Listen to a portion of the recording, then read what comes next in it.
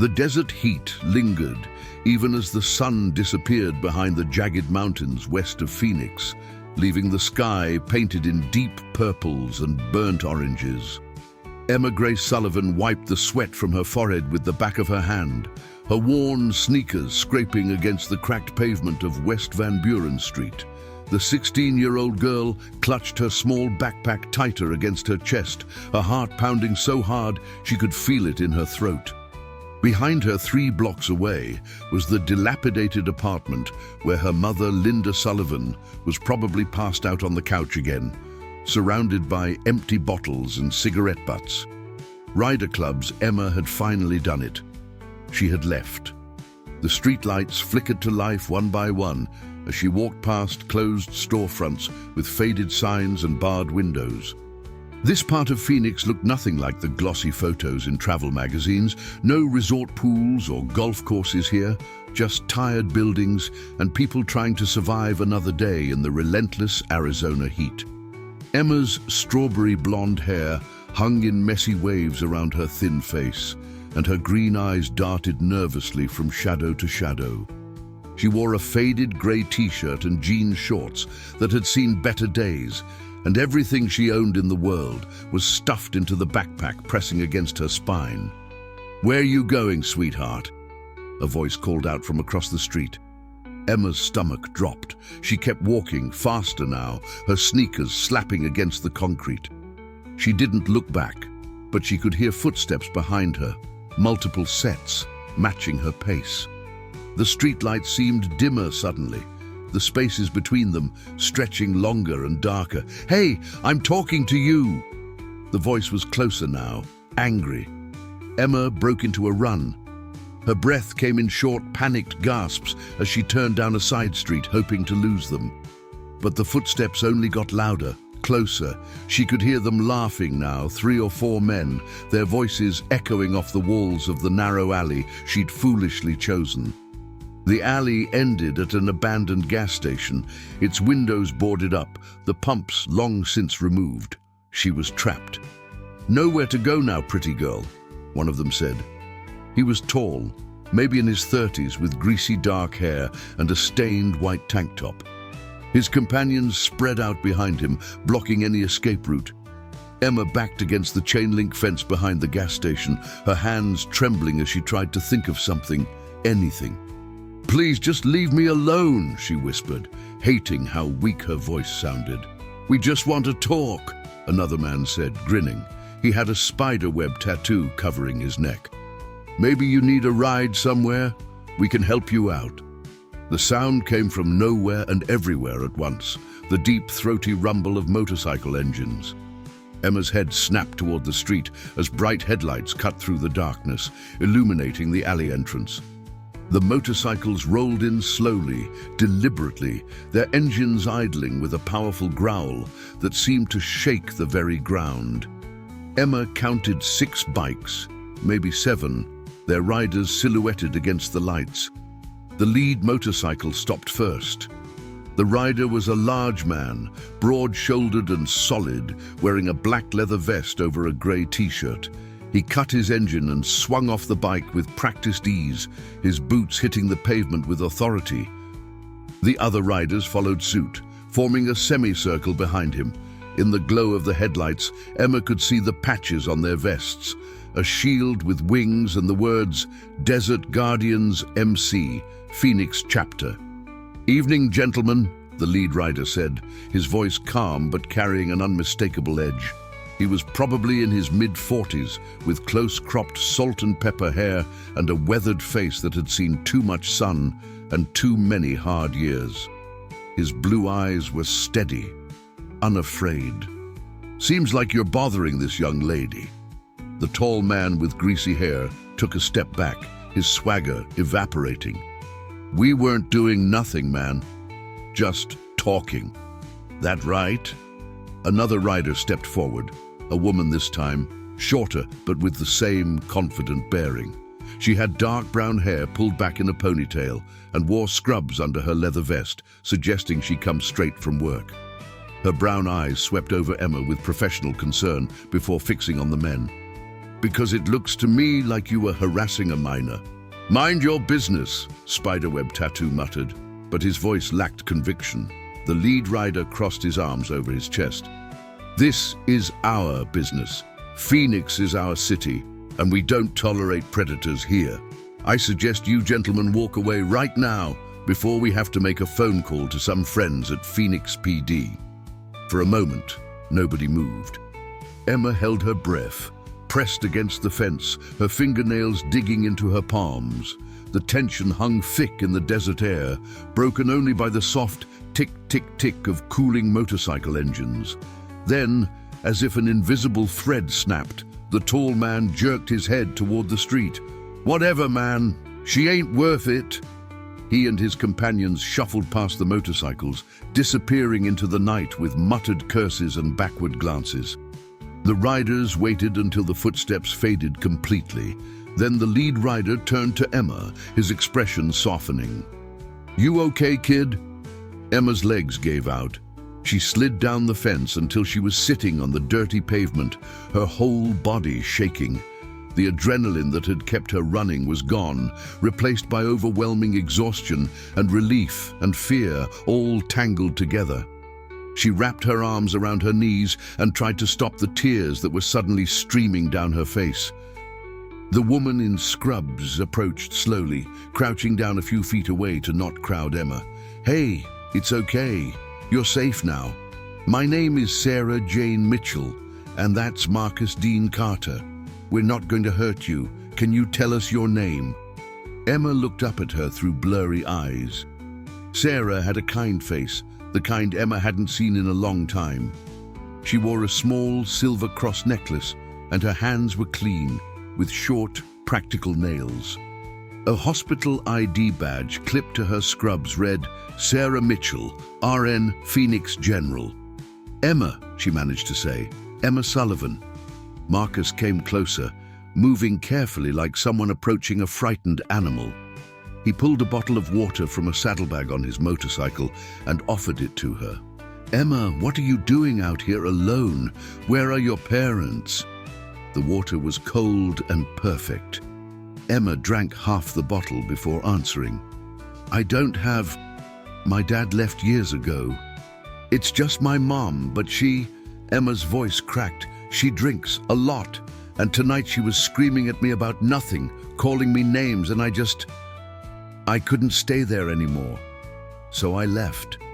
Sarah and Marcus exchanged a look that Emma couldn't quite read.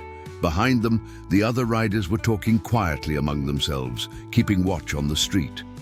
One of them, a younger guy with red hair and freckles, was on his phone, probably calling someone. "How old are you, Emma?" Sarah asked gently.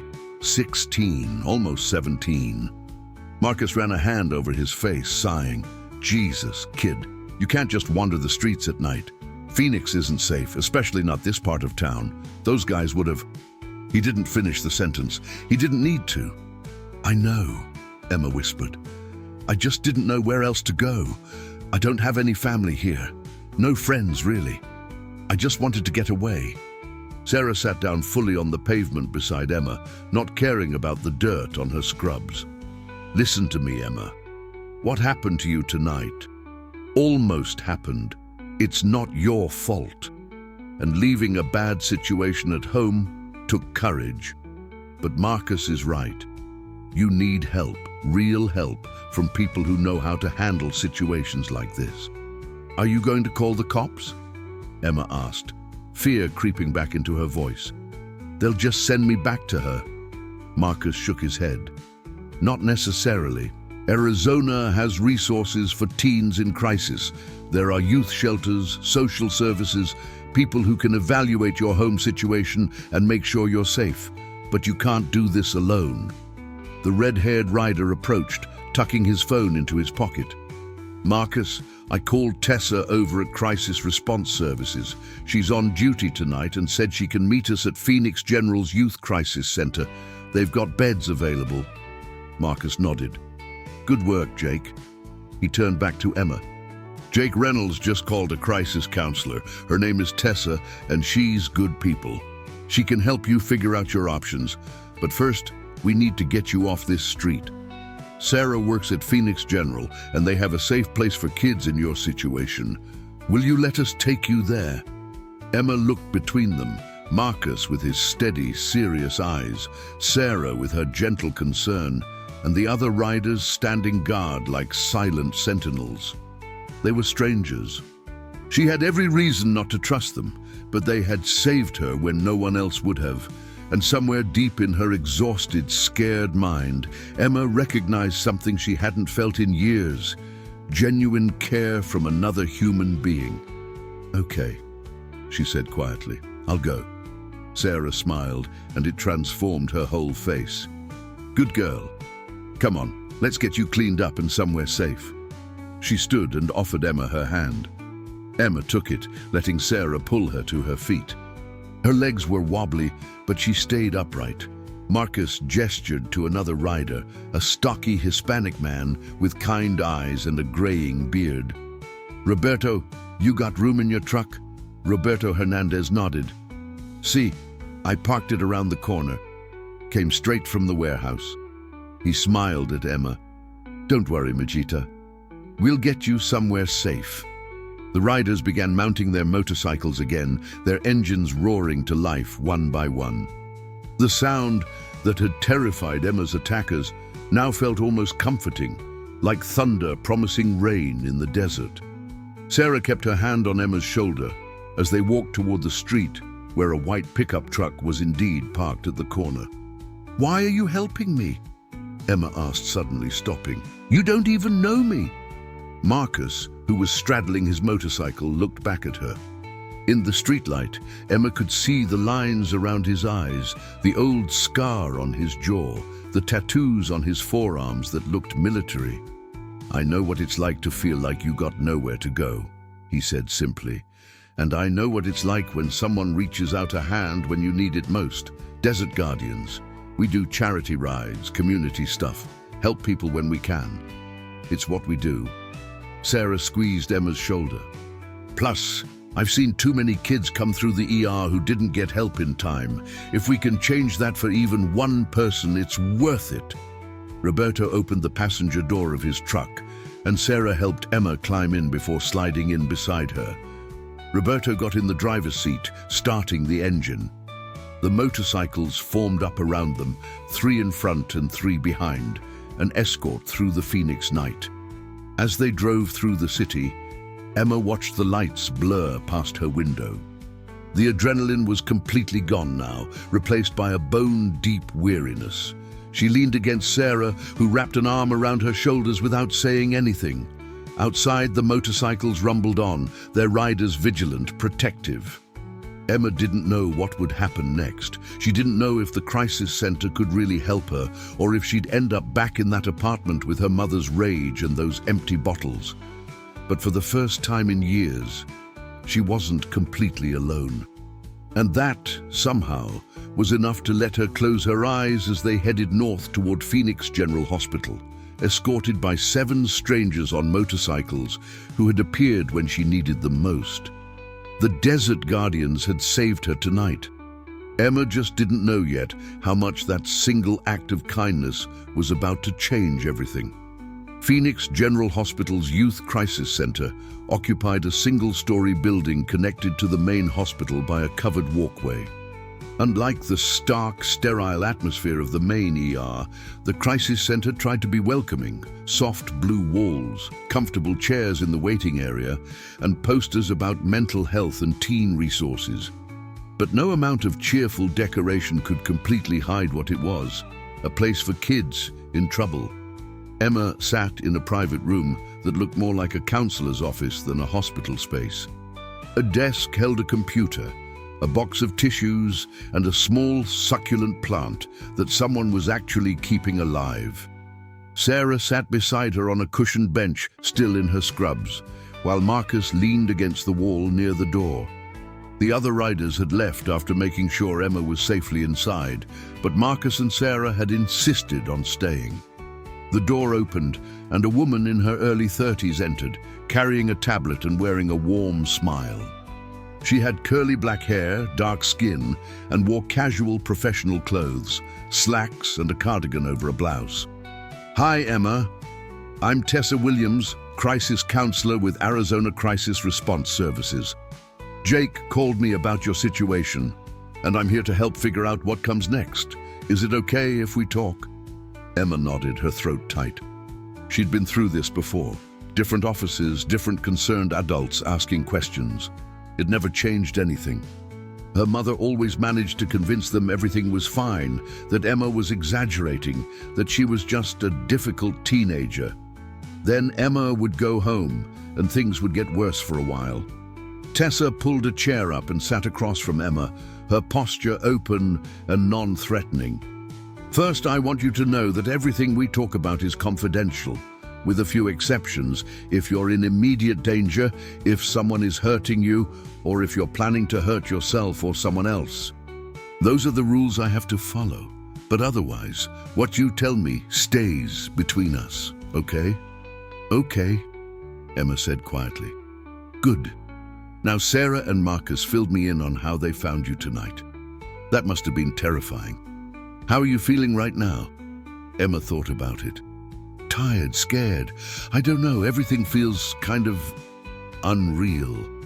"That's a normal response to trauma," Tessa said gently. "Your body's been through a lot tonight. We're going to do a quick medical check in a bit, make sure you're physically okay. But first, I need to ask you some questions about your home situation. Can you tell me about your mom? You said she drinks." The whole story came spilling out.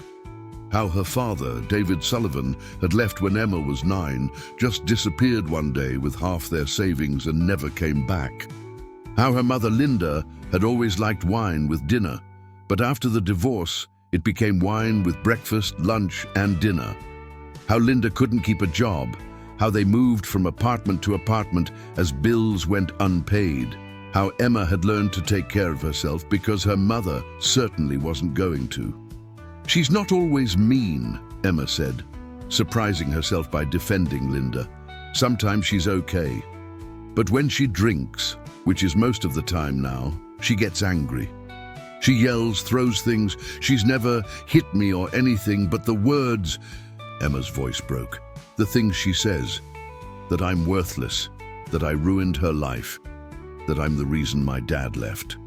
Tessa's expression remained calm and professional, but Emma saw the flicker of sadness in her eyes. "Emotional abuse is still abuse, Emma. What you've described, the verbal attacks, the neglect, living in an unstable and chaotic environment, those are serious concerns. Have you ever talked to a teacher or counselor about this?" Emma shrugged. "I tried once in 8th grade. A school counselor called my mom in for a meeting.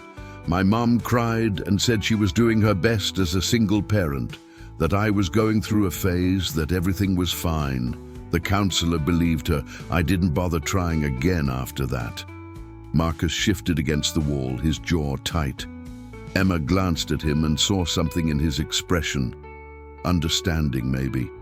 Anger on her behalf. It made something in her chest ache. Tessa made notes on her tablet. "Okay, here's what's going to happen tonight. First, a nurse is going to check you over, make sure you're healthy and weren't injured. Then, we're going to find you a safe place to sleep. There's a youth emergency shelter here in Phoenix called New Horizons. They have space tonight, and they specialize in situations exactly like yours. Tomorrow, I'll meet with you again, and we'll start the process of getting Child Protective Services involved." "CPS?" Emma's stomach clenched. "They'll just send me back to her." "Not if there's evidence of neglect or abuse," Tessa said firmly. "Arizona takes these cases seriously. CPS will investigate, talk to your mother, assess the home environment. Depending on what they find, they might require your mother to get treatment, attend parenting classes, maintain sobriety. Or they might determine it's not safe for you to return home, in which case they'll look at other options, relatives, foster care, or continued shelter placement until your mother gets help or you turn 18. Emma's head spun. Foster care. She'd heard horror stories about the system, about kids bouncing from home to home, about abuse that was worse than what they'd left. I don't have any relatives. And foster care. I know what you're thinking, Tessa said. The system isn't perfect. I won't lie to you about that, but it's not all horror stories either. There are good foster families, and there are resources to help you. Plus, you're 16. In Arizona, at 16, you have some say in where you're placed. We can look at programs for older teens, transitional living situations. The goal isn't to punish you, Emma. It's to keep you safe and give you a chance at a stable life. Sarah spoke up for the first time in a while. New Horizons is actually a good place.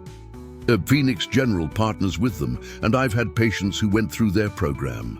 They help teens get their GED if they need it, teach life skills, help with job placement. It's not just a place to sleep. Emma looked at Sarah, then at Marcus, then back at Tessa. And if I say no, if I just want to leave? Tessa's expression became serious. Emma, you're a minor, and you've disclosed neglect. I can't legally let you walk out of here without ensuring you have a safe place to go. If you refuse services and try to leave, I'll have to contact police, and they'll likely place you in emergency protective custody anyway. I know that sounds harsh, but my job is to protect you, even if you don't want protection right now. The walls seemed to close in. Emma felt trapped, cornered, just like she had in that alley. But then Marcus pushed off from the wall and came to sit on Emma's other side, his large frame somehow comforting rather than intimidating. "Emma, look at me," he said quietly. When she turned to face him, his blue eyes were gentle. "I know you're scared. I know trusting people is hard, especially when adults have let you down your whole life. But I'm going to tell you something, and I want you to really hear it." He paused, seeming to gather his thoughts. "I was in the army for 12 years. Did 3 tours in Iraq, 1 in Afghanistan. Saw a lot of bad stuff. Did some things I'm not proud of. When I came home, I was a mess. PTSD, anger issues, drinking too much. I pushed away everyone who tried to help me because I thought I could handle it alone. I was wrong." Emma listened, transfixed. This huge, confident man was sharing his pain with her, a stranger. "I ended up homeless for about 6 months, Marcus continued. Living under an overpass in Mesa, stealing food from convenience stores, getting into fights. Rock bottom, you know. Then one day, a guy named Thomas Patterson found me. Thomas ran a veterans support group and rode with a motorcycle club. He didn't judge me, didn't lecture me, just offered me a hand up. Got me into a VA program, helped me get sober, taught me how to work on bikes, saved my life." He leaned forward, his expression intense. "Thomas passed away 5 years ago, heart attack. But before he died, he made me promise something. He made me promise that I'd do for others what he did for me. That's why I started Desert Guardians. That's why we ride for charity, why we help kids and veterans and anyone else who needs it, because somebody helped me when I needed it most, and now it's my turn to pass it on." Tears were streaming down Emma's face now, and she didn't bother to wipe them away. "I'm so tired of being scared," she whispered. "I know, kid, but you don't have to be alone in it anymore." Marcus glanced at Tessa. "If Emma agrees to go to New Horizons, is it okay if Sarah and I check in on her? Make sure she's doing okay?" Tessa smiled. "If Emma's comfortable with that, absolutely. Having supportive adults in her corner can make a huge difference." Emma looked between them. Marcus with his scarred hands and kind eyes, Sarah with her gentle strength and practical compassion. They were offering something Emma hadn't had in years, people who cared. "Okay," Emma said, her voice stronger now. "I'll go to the shelter. I'll talk to CPS. I'll try." "That's all we ask," Tessa said warmly. "Trying is enough." The next hour passed in a blur. A nurse named Kelly Rodriguez came in and did a basic health screening. Blood pressure, temperature, checked Emma for injuries. Kelly was efficient but kind, chatting about the weather and her kids while she worked. Emma was dehydrated and underweight, but otherwise physically healthy. Kelly gave her a bottle of electrolyte drink and a packaged sandwich from the hospital cafeteria, which Emma devoured in about 3 minutes. Tessa made phone calls, coordinating with New Horizons. Sarah went to find Emma some clean clothes from the hospital's donation closet, a Phoenix Suns t-shirt and sweatpants that were a little too big but comfortable. Marcus stepped out to update the other Desert Guardians members, who were apparently still waiting in the hospital parking lot. When Marcus returned, he had a small duffel bag. "The guys pooled together some stuff for you. Basic toiletries, a hoodie, some snacks. Jake's wife Emily works at Target, and she's going to put together some more supplies for you tomorrow. Clothes, shoes, whatever you need. She'll bring it to New Horizons." Emma stared at the bag, overwhelmed. "Why are you all being so nice to me?" Marcus smiled, and it transformed his weathered face. "Because you deserve it, Emma, and because we can." At midnight, a transport van from New Horizons arrived. The driver was a middle-aged woman named Pamela Wright, who introduced herself as the night supervisor. She had a warm, no-nonsense demeanor and immediately made Emma feel like she wasn't being judged. "Ready to go, honey?" Pamela asked. "We've got a room ready for you, nice and quiet. You must be exhausted." Emma stood, clutching the duffel bag. Sarah gave her a hug, slipping a piece of paper into Emma's hand. "That's my phone number. Call or text any time, okay? Day or night." Marcus handed her a Desert Guardians MC patch, the kind that members wore on their vests. "This is just a spare, not an official member patch or anything. But if you keep it, people in Phoenix who know the club will know you're under our protection. And Emma, we're going to check on you. This isn't goodbye." Emma's throat was too tight to speak. She just nodded, clutching the patch like a lifeline. As she followed Pamela out to the van, Emma turned back one more time. Marcus and Sarah stood in the doorway of the crisis center, backlit by the fluorescent lights. They waved, and Emma waved back. Then she climbed into the van, and Pamela drove her through the quiet Phoenix streets toward New Horizons Youth Shelter, toward an uncertain future that somehow felt less terrifying than it had just a few hours ago. Emma looked down at the patch in her hands, the shield with wings, the proud declaration of Desert Guardians MC. She traced the embroidery with her finger and felt something she hadn't felt in a very long time. Hope.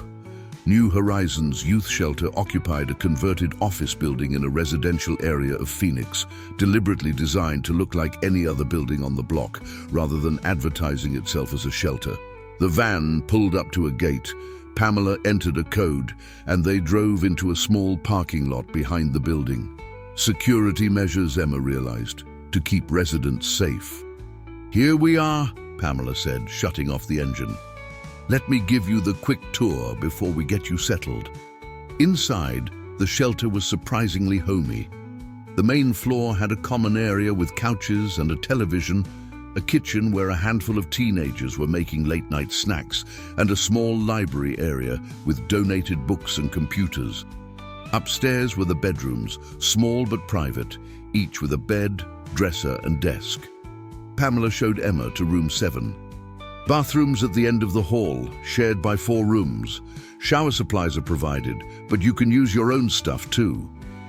Breakfast is at 7:30 in the morning, but there's cereal and fruit available all the time in the kitchen if you get hungry. House rules are posted on your door. Basically, no violence, no drugs or alcohol, no unauthorized visitors. Respect everyone's space. We have counselors available during the day, and there's always a supervisor here at night. Questions? Emma shook her head, still taking it all in. Pamela's expression softened. "I know this is overwhelming, but you're safe here, Emma. Try to get some sleep and things will look better in the morning. They usually do." Alone in her room, Emma sat on the bed, and finally let herself cry, not panicked tears like earlier, but deep, shuddering sobs that came from somewhere she'd kept locked away for years. She cried for her broken family, for her absent father, for her mother who'd chosen alcohol over her daughter. She cried for the childhood she never had, for all the nights she'd gone to bed hungry or scared or alone. And she cried with relief that tonight, at least, she was safe. Eventually, exhausted, Emma crawled under the covers, still wearing Sarah's donated clothes, and fell into a dreamless sleep. Morning came with sunlight streaming through the window. Emma woke disoriented, forgetting for a moment where she was. Then memory returned. The alley, the motorcycles, Marcus and Sarah, the shelter. She checked the cheap digital alarm clock on the nightstand. 7:15. 15 minutes until breakfast. Emma used the bathroom, washed her face, and changed into the clean clothes Marcus had given her. Looking in the mirror, she barely recognized herself. When had she gotten so thin? When had those dark circles appeared under her eyes? She looked like a ghost of a person. Downstairs, the kitchen was alive with activity. About 15 teenagers of various ages were navigating around each other, making toast, pouring cereal, arguing good-naturedly over the orange juice. A staff member, a young guy with dreadlocks and a friendly smile, was cooking scrambled eggs at the stove. "You must be Emma," he said, waving a spatula. "I'm Dennis Cooper, one of the day counselors. Eggs?" Sure, thank you." Emma took a plate of eggs and toast and sat at the long table. A girl about her age with black hair and multiple piercings slid into the seat across from her. "Fresh arrival?" the girl asked, not unkindly. "Last night," Emma confirmed quietly. "I'm Zoe Chen. Been here 3 weeks. It's not so bad once you get used to it. Rules are pretty chill as long as you don't start drama." Zoe took a bite of her cereal. "What's your story? Wait, that's rude. You don't have to tell me." Emma found herself smiling a little. "It's okay. My mom, she's got issues. I left." "Yeah, most of us have some version of that story." Zoe gestured around the kitchen.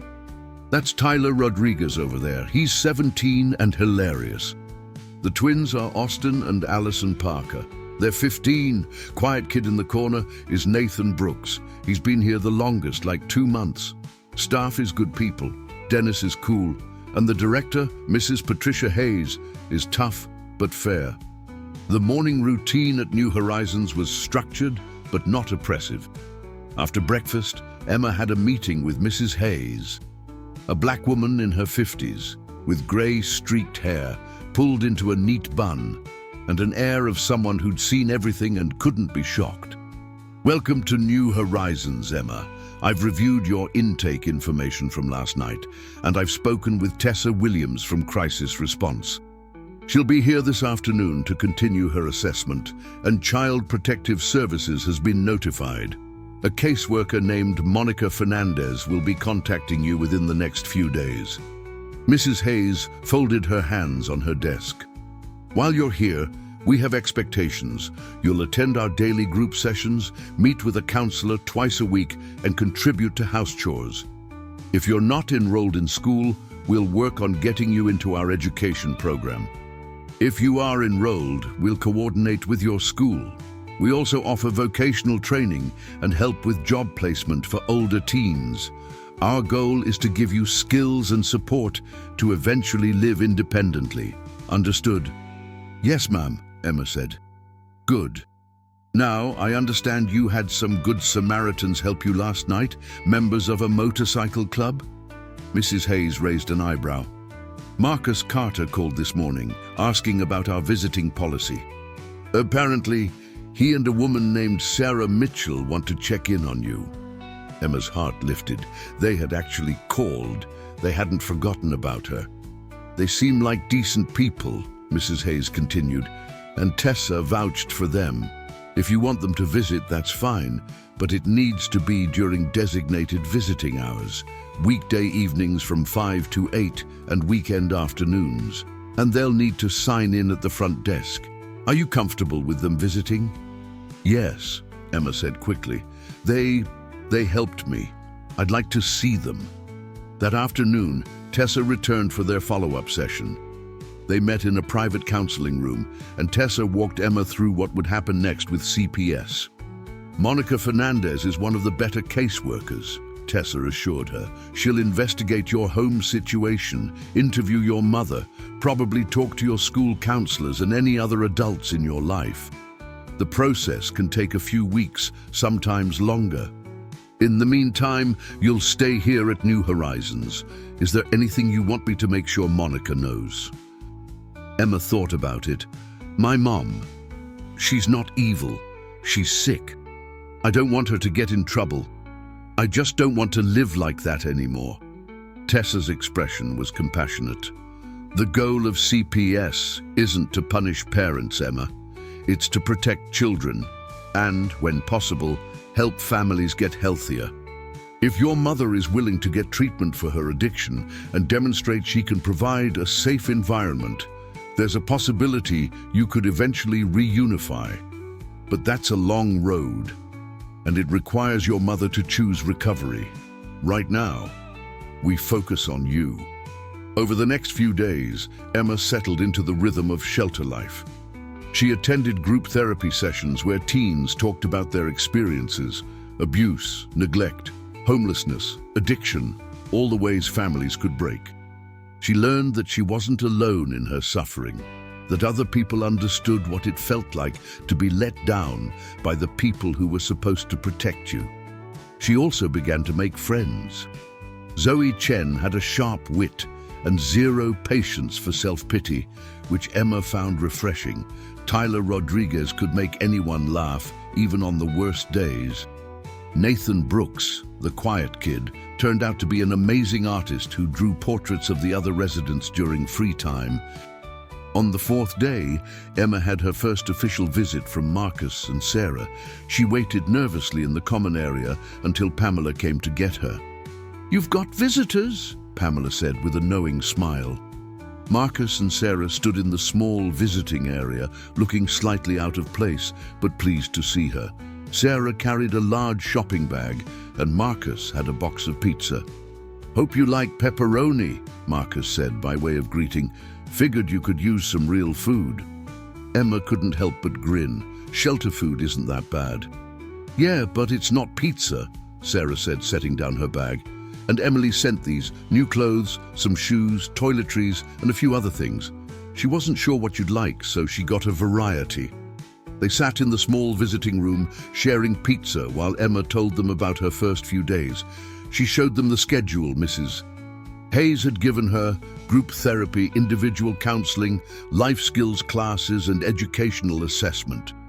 "They're going to test me to see where I'm at academically," Emma explained.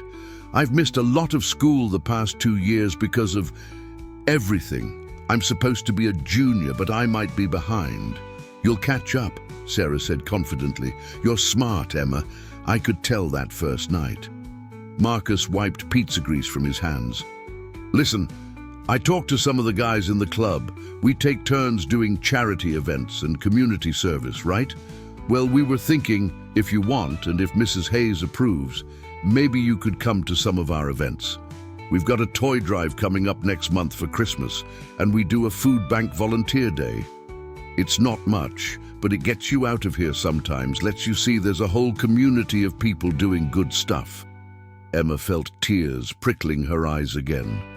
She seemed to cry at everything lately. "You don't have to do all this for me. You already did so much." "We know we don't have to," Sarah said gently. "We want to. You matter, Emma, and you deserve to have people in your corner." The visits became a regular thing. Twice a week, Marcus and Sarah would come by, sometimes together, sometimes separately. Marcus taught Emma basic motorcycle maintenance during one weekend visit when he brought his bike to show her. Sarah helped Emma study for her GED prep, as it had been decided that Emma would work toward her equivalency diploma rather than trying to re-enroll in traditional high school. Other Desert Guardians members visited too. Roberto Hernandez brought his wife Carla, who worked as a hairdresser, and gave Emma a proper haircut that made her feel almost pretty. Jake Reynolds and his wife Emily invited Emma to their house for Sunday dinner one weekend, with Mrs. Hayes' permission, and Emma got to experience what a normal, functional family looked like. They had 2 young kids who showed Emma their toys and treated her like a big sister. Monica Fernandez, the CPS caseworker, was a tired-looking woman in her 40s who carried a perpetually overstuffed briefcase and radiated compassion despite obvious burnout. She met with Emma several times, asking detailed questions about her home life, her mother's drinking, the neglect Emma had experienced. "I've visited your mother," Monica told Emma during their 3rd meeting. "I'm going to be honest with you, Emma. She's in denial about the severity of her alcohol use disorder. She insists she can stop any time, that you're exaggerating the situation, that you ran away because you're a rebellious teenager. She's refused to attend the substance abuse assessment I recommended." Emma's stomach sank. Part of her had hoped, foolishly maybe, that this crisis would be the wake-up call her mother needed. So what happens now? Now, I complete my investigation and present my findings to the court. Based on what I've seen and what you've reported, I'm recommending that you remain in foster care placement until your mother completes a treatment program and can demonstrate sustained sobriety. If she refuses treatment, you'll remain in care until you age out of the system at 18, which is only about 1.5 years away for you. Will I stay here, at New Horizons? For now, yes. Eventually, we might look at other placements, a foster home or a transitional living program for older teens. But New Horizons is good, and you're doing well there, so there's no rush to move you. Emma processed this. No going home. Not anytime soon, maybe not ever. She should have felt sad, but instead, she mostly felt relieved. 6 weeks after arriving at New Horizons, Emma had her first supervised visit with her mother. It took place at the CPS office, with Monica present.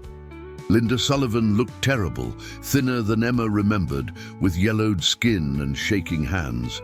But she was sober, or at least not drunk, which was something. "Emma," Linda said, her voice breaking. "Baby, I'm so sorry. I never meant..." "You never meant for me to leave," Emma heard herself say, surprised by the strength in her voice. "Or you never meant to choose alcohol over me." "Because you did, Mom. Every single day, you chose drinking over being my mother." Linda flinched. I know I messed up, but I can get better. I can stop drinking. You can come home and we'll..." "No." Emma shook her head. "Mom, I can't come home. Not until you actually get help. And I mean real help. Rehab, therapy, meetings, all of it. Not just promises that you'll do better." Monica spoke up. "Mrs. Sullivan, Emma's placement isn't negotiable right now. If you want to work toward reunification, you need to comply with the service plan we discussed. Attend substance abuse treatment, submit to random drug and alcohol testing, attend parenting classes, and maintain stable housing and employment. If you do those things consistently for 6 months, we can revisit the possibility of Emma coming home." Linda's face crumpled. 6 months? I can't. That's not fair. "Life isn't fair, Mom," Emma said quietly. "I learned that a long time ago." The visit ended shortly after, as Monica walked Emma back to the waiting room, where Sarah was waiting to drive her back to New Horizons. Emma felt oddly empty. She thought she'd feel angry or sad, but instead, she just felt tired. "You okay?" Sarah asked as they drove through Phoenix traffic. "I don't know," Emma admitted. She looked so broken. "Addiction does that," Sarah said. "I've seen it 1,000 times at the hospital. It destroys people. But Emma, listen to me. You can't save her. She has to save herself. Your job right now is to take care of you." That evening, back at the shelter, Emma sat in the common area with Zoe and Tyler, half watching a movie on TV. Her phone buzzed, the basic smartphone that New Horizons had provided for residents. A text from Marcus. Marcus, heard the visit with your mom was tough. You did good, kid. Proud of you. Emma stared at those words. Proud of you. When was the last time someone had said that to her? She typed back, thank you for not giving up on me. The response came immediately. Never. You're part of our family now. Emma looked around the shelter, at Zoe making sarcastic comments about the movie, at Tyler trying to juggle oranges from the kitchen, at Nathan sketching in his notebook. She thought about Marcus and Sarah, about the desert guardians who kept showing up for her, about Mrs. Hayes and Tessa and all the people working to help her build a better life. This wasn't the family she'd been born into, but maybe, Emma thought, it was the family she'd found. And maybe that was enough.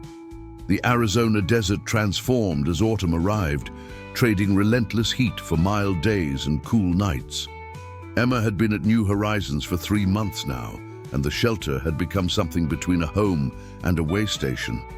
A place where she was safe but not settled, comfortable but not permanent.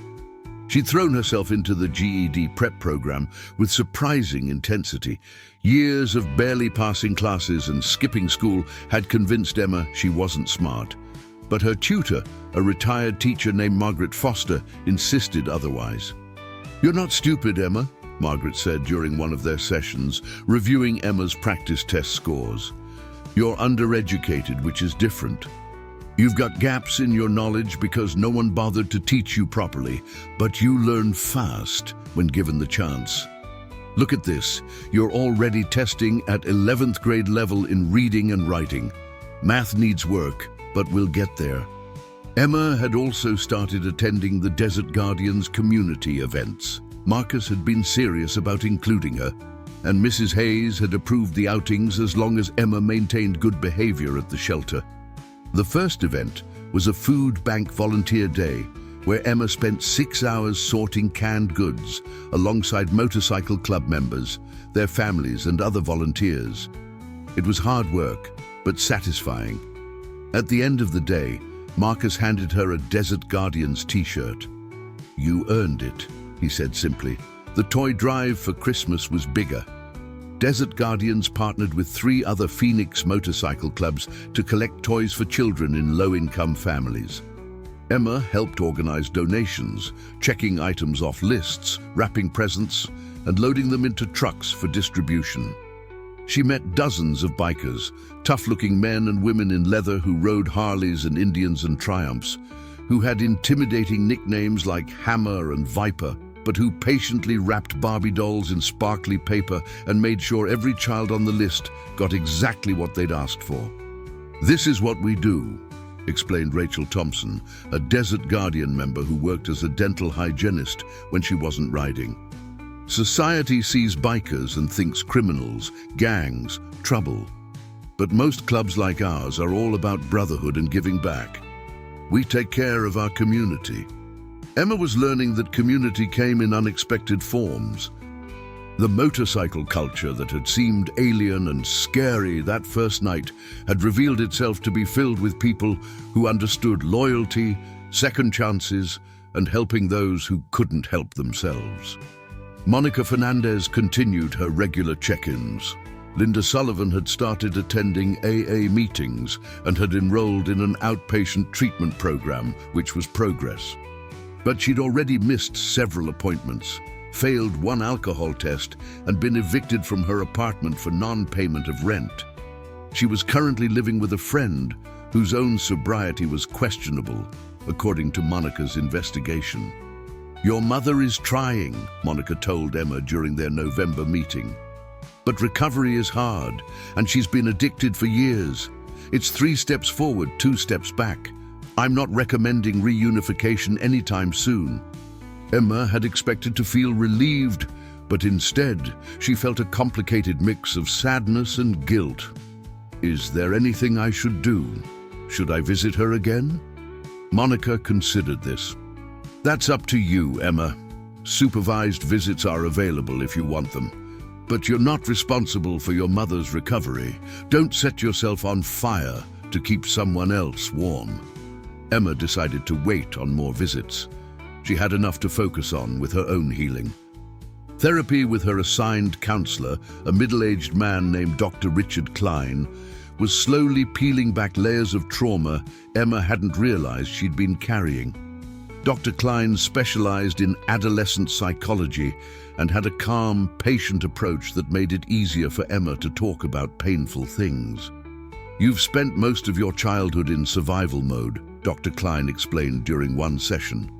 "Fight or flight, constantly on alert, never able to fully relax because you didn't know what you'd come home to. That kind of chronic stress rewires your brain.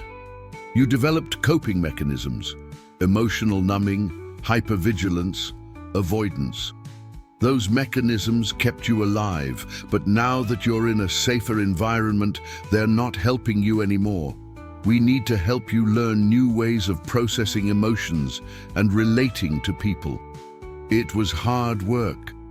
Emma had nightmares sometimes, dreams where she was back in the apartment, where her mother was screaming, where those men from the alley caught her. She'd wake up gasping, and Pamela or whoever was on night supervision would come check on her, make sure she was okay. But there were good days too, days when Emma aced a practice test, or made Zoe laugh so hard milk came out of her nose, or received a text from Sarah with a funny meme. Days when Marcus showed up with Roberto to take Emma and a few other shelter residents on a field trip to watch a motorcycle rally at Westworld in Scottsdale, where hundreds of bikers showed off custom bikes, and Emma felt the pure joy of being part of something bigger than herself. In December, Emily Reynolds approached Emma with a proposition. "I know you've been looking for a part-time job," Emily said. They were having lunch at a small cafe near New Horizons, one of their occasional weekend outings. "Well, Target is hiring seasonal help for the holidays. I'm an assistant manager there, and I can get you an interview if you want. Pays $12 an hour, flexible shifts that won't interfere with your schoolwork. Interested?" Emma nearly dropped her sandwich. "Are you serious?" "Yes. Oh my God, yes." She got the job. Mrs. Hayes helped her get a state ID card, and Sarah took her shopping for appropriate work clothes. Emma's first shift was stocking shelves and running a register during the Christmas rush. It was exhausting, and customers could be demanding.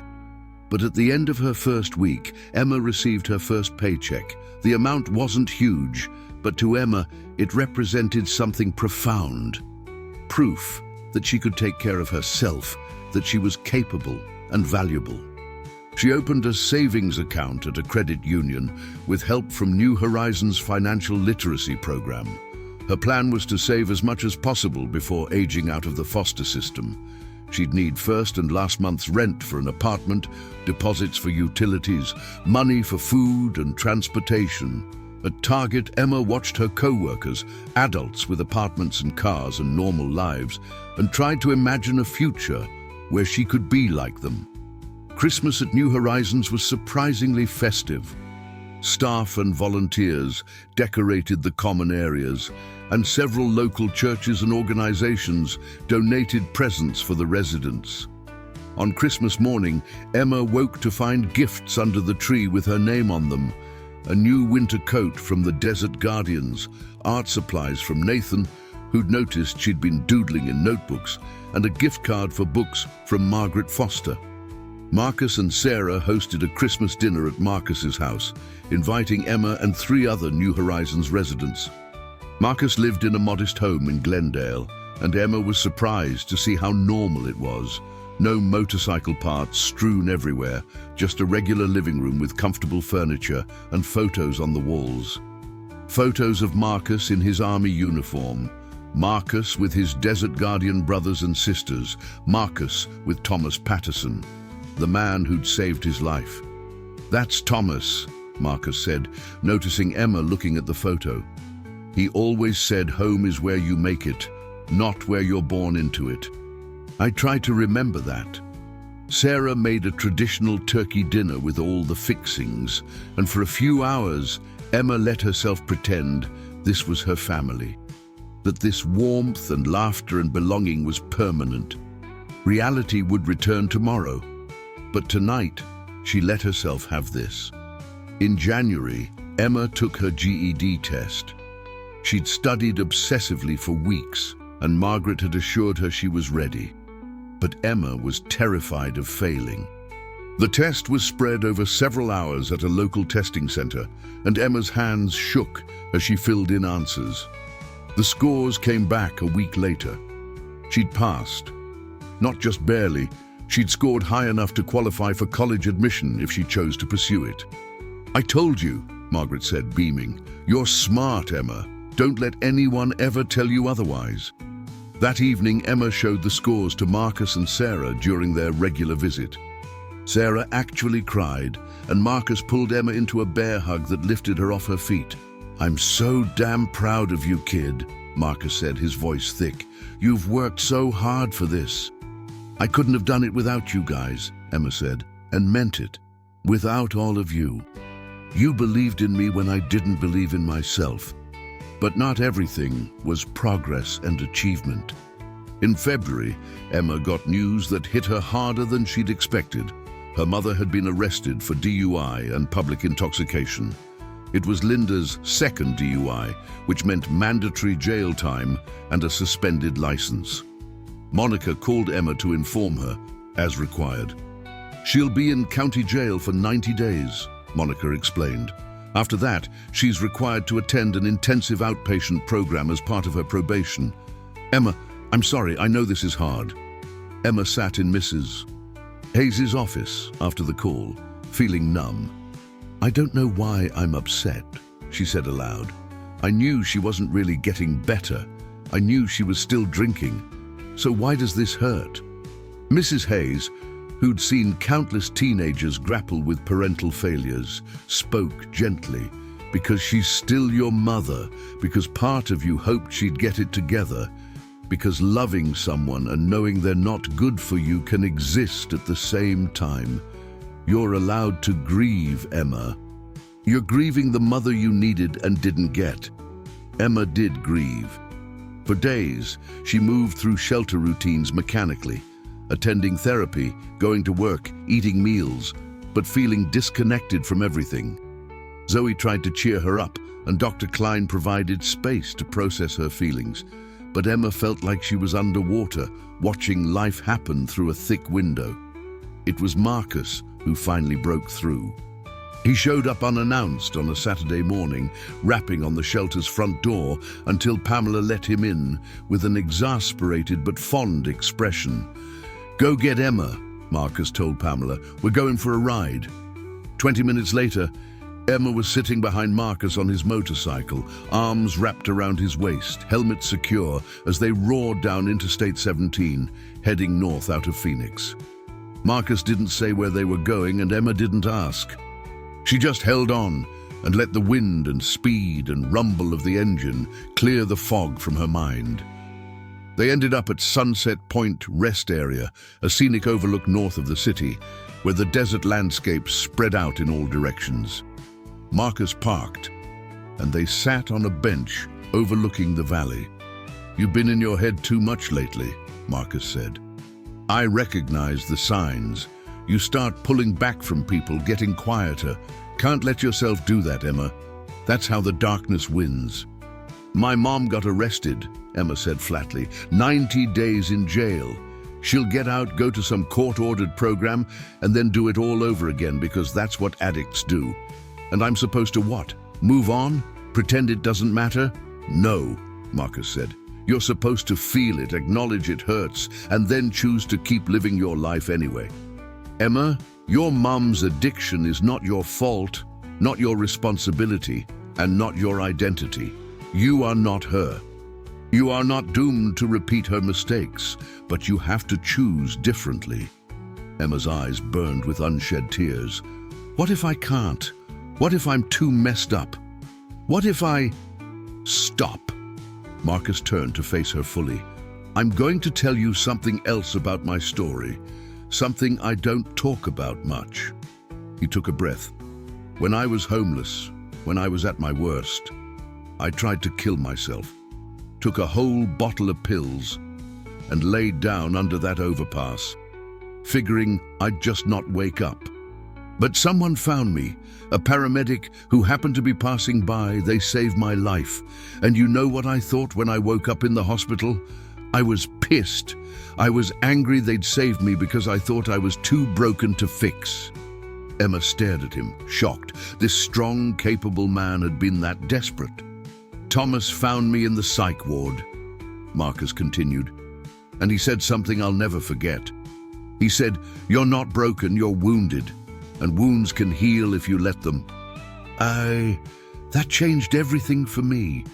I stopped seeing myself as unfixable and started seeing myself as someone in recovery. That shift in perspective saved my life. He put a hand on Emma's shoulder. "You're wounded, Emma. Your childhood wounded you. Your mum's addiction wounded you. All of it left scars. But wounds heal. You're healing right now, even when it doesn't feel like it. And you've got people, me, Sarah, Mrs. Hayes, Zoe, all of us, who are going to make sure you don't have to heal alone." The tears Emma had been holding back finally fell. She cried on that bench overlooking the desert while Marcus sat with her, solid and present, not trying to fix her pain, but just witnessing it. And somehow, that was exactly what she needed. On the ride back to Phoenix, Emma felt lighter. The hurt hadn't disappeared, but it felt more manageable, like something she could carry without being crushed by it. That night, she wrote her mother a letter, not to send, just for herself. In it, she told Linda everything she'd never been able to say out loud. She wrote about her anger and her hurt, about her fear and her grief. She wrote about the life she was building without her mother, about the people who'd become her family. And at the end, she wrote, "I forgive you, Mom. Not because you've earned it, but because I don't want to carry this anger anymore. I hope you get better. I hope you find peace. But I can't wait for you to do that. I have to live my life now." Emma folded the letter, put it in an envelope, and tucked it away in her desk drawer. Then she went downstairs to join Zoe and Tyler for movie night, ready to keep living. Spring arrived in Phoenix with wildflowers blooming across the desert and temperatures climbing back toward the triple digits. Emma Sullivan was 17 now. She'd celebrated her birthday in March with cake in the New Horizons common room, surrounded by friends and chosen family. Sarah had given her a silver bracelet engraved with the words, "Stronger than you know." And Marcus had gifted her a leather jacket with the Desert Guardians patch embroidered on the back. "It's not an official member jacket," Marcus explained as Emma tried it on, eyes wide. "But it means you're family. You're under our protection, and anyone in the MC community will recognize that." Emma wore the jacket constantly despite the heat. It felt like armor, like belonging. New Horizons had served its purpose. Emma had been there for nearly 6 months, but at 17, with her GED completed, a part-time job, and a strong support system, she was ready for the next phase. Monica Fernandez had helped Emma apply for a transitional living program called Independence House, designed for teens aging out of foster care. The program provided supervised apartments where residents lived independently while receiving support services, life skills training, and help transitioning to full adulthood. "You've been approved," Monica told Emma during their April meeting. "You can move in June 1st. You'll have your own studio apartment in a complex with other program participants. There's a social worker on site, and you'll have regular check-ins, but it's much more independent than the shelter. Rent is subsidized based on your income, and you'll be responsible for your own cooking, cleaning, budgeting, all of it. Think you're ready?" Emma's stomach fluttered with nervous excitement. "I'm ready." The transition wasn't seamless. Emma struggled at first with budgeting, learning the hard way that impulse purchases at Target added up quickly when you were paying your own bills. Her first attempt at cooking chicken resulted in something simultaneously burnt and undercooked that she ended up throwing away. Living alone meant confronting the silence, the loneliness that she'd been able to avoid at the shelter surrounded by other residents. But she learned. Sarah taught her basic cooking skills, coming over once a week for cooking lessons that were really just excuses to spend time together. Marcus helped her set up a simple budget spreadsheet and showed her how to track expenses. Roberto taught her basic home maintenance, how to unclog a sink, change a light bulb, use a plunger. These practical skills, combined with the life skills classes at Independence House, slowly built Emma's confidence. Target had kept her on after the holiday season, giving her more consistent hours. Emma worked 25 hours a week, balancing shifts with her Independence House requirements. She was taking online community college classes too, starting with general education courses. Her grades were good, mostly A's and B's, and her academic advisor had mentioned scholarship opportunities for foster youth attending Arizona State University. "You could get your bachelor's degree," the advisor had said. "Social work, psychology, counseling, fields where your lived experience would be an asset. Think about it." Emma was thinking about it. The idea of college, of a career helping other kids like her, felt both terrifying and right, but that was future thinking. Right now, she focused on getting through each day, each week, each month. Her mother was out of jail. Linda had completed her 90 days and was living in a sober living facility as part of her probation requirements. Monica had facilitated another supervised visit in May, and Emma had agreed to it with trepidation. Linda looked better, healthier, clearer-eyed, more present than Emma had seen her in years. They met at a coffee shop with Monica at a nearby table, giving them space, but remaining available. "I'm sorry," Linda said immediately, her hands wrapped around a coffee cup. "I know I've said it before, but Emma, I'm truly sorry. I failed you as a mother. I chose alcohol over you, and that's unforgivable." Emma studied her mother's face, looking for signs of deception or manipulation. But Linda seemed genuine, broken in a way that was different from before. "Are you actually sober this time, Mom?" 63 days, Linda said quietly. "I go to AA meetings every day, sometimes twice a day. I have a sponsor. I'm working the steps. I got a job at a call center. It's not glamorous, but it's steady. I'm trying, Emma. I know I've burned every bridge, and I don't expect you to forgive me or come back. But I needed you to know I'm trying to be the person I should have been all along." "I don't want to come back," Emma said, surprising herself with how steady her voice was. "Even if you stay sober, Mom, I can't live with you again. Too much has happened. I'm building my own life now." Linda's eyes filled with tears, but she nodded. "I understand, and I'm proud of you. Monica told me about your GED, your job, your apartment. You did all that without me. You're so much stronger than I ever was." They talked for an hour, carefully, like two people navigating a minefield. Linda shared about her recovery program, and Emma shared about her life in carefully edited detail. She didn't mention the Desert Guardians much, sensing her mother wouldn't understand. When they parted, Linda asked if they could do this again, and Emma said maybe. "That was hard," Emma told Sarah later that evening. Sarah had come over to Emma's apartment with takeout Thai food, and they were eating on Emma's small balcony as the desert sun set in brilliant oranges and pinks. "Rider clubs. You handled it well," Sarah said. "You set boundaries, but you didn't shut the door completely. That takes maturity." "Do you think she'll stay sober?" Emma asked. Sarah was quiet for a moment. "I hope so. But Emma, whether she does or doesn't isn't on you. You can hope for the best for her while still protecting yourself. Those things aren't mutually exclusive." Emma nodded, letting that wisdom settle in. She was learning that healing wasn't linear, that you could love someone and still need distance from them, that family was something you could choose and create. The Desert Guardians had become Emma's chosen family in ways she was only beginning to understand. She attended their monthly club meetings now as an honorary member, listening to planning discussions for charity rides and community events.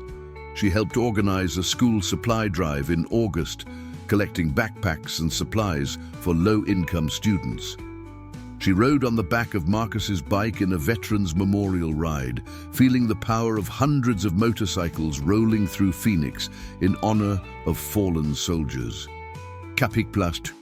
The motorcycle community in Arizona was larger and more diverse than Emma had ever imagined. There were veteran clubs, family clubs, women-only clubs, clubs for specific bike brands, clubs focused on charity work. Desert Guardians had connections throughout this network, and Emma met people from all walks of life who shared a love of riding and a commitment to community service. Buffalo Troopers, Phoenix +3. In July, Marcus and several other Desert Guardians members escorted Emma to family court for her final hearing. At 17 and a half, with stable housing, employment, and clear plans for her future, Emma was being officially declared independent. Linda didn't contest it. Part of her recovery was accepting the consequences of her actions. The judge reviewed Emma's case file, spoke with Monica and with Emma herself, and granted the declaration. "You've demonstrated remarkable resilience and maturity," Judge Patricia Morrison said from the bench. "The court recognizes your independence and wishes you continued success." "Good luck, Ms. Sullivan."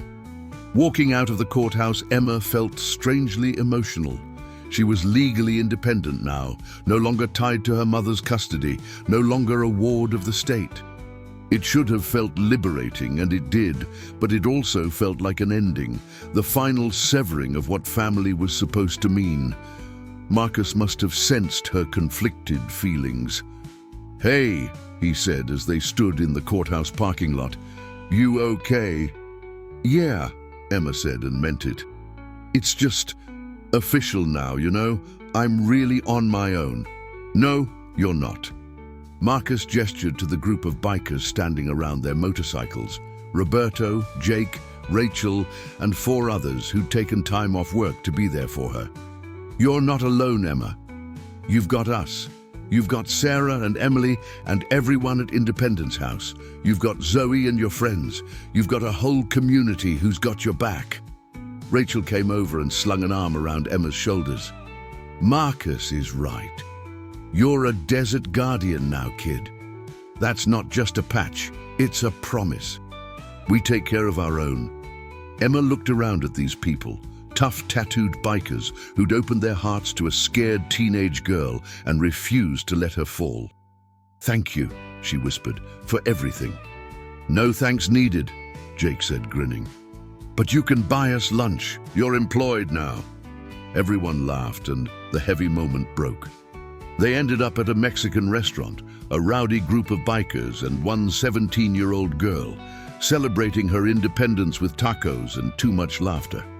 As summer turned to fall, Emma settled into a rhythm. Work, classes, occasional visits with her mother. Linda was still sober, attending meetings, taking it one day at a time, regular dinners with Sarah or Marcus or other Desert Guardians members. She was saving money steadily, building credit with a secured credit card, learning to navigate the adult world with help from people who cared. In September, Emma got a surprise visit from Zoe, who'd also aged out of New Horizons and was living in a similar transitional program across town. They met for coffee, and Zoe looked different, more settled, more confident. "I got accepted to community college," Zoe announced proudly, "starting in January. Graphic design program." "That's amazing," Emma said, genuinely thrilled. "I'm taking classes too, general ed stuff, but I'm thinking about social work." "You'd be good at that," Zoe said. "You actually give a shit about people, which seems like a requirement." She stirred her coffee, her expression turning serious. "I wanted to thank you, Em. When you first got to New Horizons, you were a mess, no offense." "None taken," Emma said, smiling. "But you didn't stay a mess. You worked your ass off and you got better." And watching you do that made me think maybe I could too, so yeah, thanks for showing me it was possible. Emma felt tears prickling her eyes. We helped each other, that's what you do. They spent the afternoon catching up, swapping stories about their new independent lives, laughing about the disasters. Zoe had accidentally dyed all her clothes pink in the wash. And celebrating the victories. Emma had successfully roasted vegetables without burning them. It felt good to connect with someone who truly understood the journey. In October, Marcus invited Emma to a special Desert Guardians event, their annual charity gala. It was a fundraiser for local youth programs, held at a hotel ballroom, and it was a formal affair. Emma panicked about what to wear until Emily took her shopping and helped her find a simple but elegant black dress. The gala was unlike anything Emma had experienced. The rough-and-tumble bikers she knew were dressed in suits and cocktail dresses. The room was decorated with elegant centerpieces, and there was a live band playing. But the warmth and camaraderie were the same. Emma sat at the Desert Guardians table, surrounded by people who'd become family. During the program, Marcus took the microphone. He talked about the club's mission, about giving back to the community, about helping people who needed a hand up. Then he told a story about finding a teenage girl in an alley last summer, about how saving her had reminded him why they did this work. Emma Sullivan is here tonight, Marcus said, and suddenly every eye in the room was on her. She's one of the strongest people I know. Life dealt her a terrible hand, but she refused to let it break her. She worked hard, fought for herself, and built a future from nothing. She represents everything Desert Guardians stands for: resilience, community, and refusing to give up. Emma, stand up. Emma stood on shaking legs, her face hot with embarrassment and emotion. The room erupted in applause. Sarah reached over and squeezed her hand. We ride for kids like Emma, Marcus continued. Kids who deserve better, who need someone to believe in them. Every dollar you donate tonight goes to youth programs that provide shelter, counseling, education, and hope. Because every kid deserves a chance. The gala raised over $50,000. Emma spent the evening meeting donors, shaking hands, hearing stories from other people who'd been helped by various programs. She met a man who'd been homeless and was now a successful contractor. She met a woman who'd aged out of foster care and was now a nurse. She met teenagers currently in programs, eyes full of the same fear and hope Emma remembered so well. You give them hope, Sarah told her later. They see you doing well, and they think maybe they can too. I'm not doing anything special, Emma protested. Yes, you are, Marcus said firmly. You're surviving, you're thriving, you're showing up for your life every single day, even when it's hard. That's everything, Emma. On the drive back to her apartment that night, Emma reflected on how much had changed in just over a year. Last October, she'd been living in her mother's apartment, hopeless and trapped, unable to imagine a future. Now she had her own place, a job, school, friends, family. She had a savings account and plans and dreams. She had people who loved her, not because they had to, but because they chose to. The Desert Guardians patch still hung on her wall, next to a photo from the gala showing Emma with Marcus, Sarah, Roberto, Jake, Rachel, and the others. Looking at it, Emma felt a surge of gratitude so intense it almost hurt. Her phone buzzed with a text from her mother. Celebrated 6 months sober today. Thinking of you. Hope you're doing well. Love, Mom. Emma stared at the message for a long moment. 6 months was significant. It was real progress. She typed back, "Congratulations, Mom. That's amazing. I'm proud of you."